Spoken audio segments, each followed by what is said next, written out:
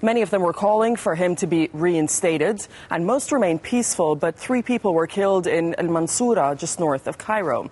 Here's what happened across Egypt on Friday. Well, people turned out in huge numbers in the Egyptian capital for more than a dozen protests in support of Mohamed Morsi. And this was the scene in Nasser city in the capital last night. Well, there were also pro-Morsi protests elsewhere in the country. These are the pictures that we're getting from the second largest city, and that's Alexandria.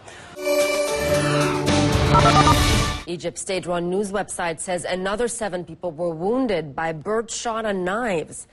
A demonstrator supporting the return of ousted President Mohamed Morsi tells the French news agency AFP that thousands of people were marching through the city's narrow streets when thugs attacked them with guns, knives and rocks. The fighting broke out in the Delta city of Mansoura. A woman and a 13-year-old boy are reported to be among the dead. Security forces have fired tear gas at a group of Morsi supporters who were trying to get to the presidential palace.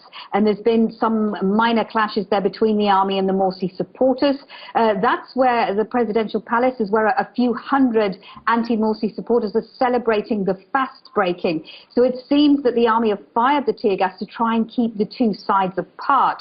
Now, there were also some minor scuffles earlier on between Morsi supporters and local residents around the Al-Azhar Mosque area. Now, according to local media, both sides were throwing rocks at each other, and around a dozen people suffered some minor injuries.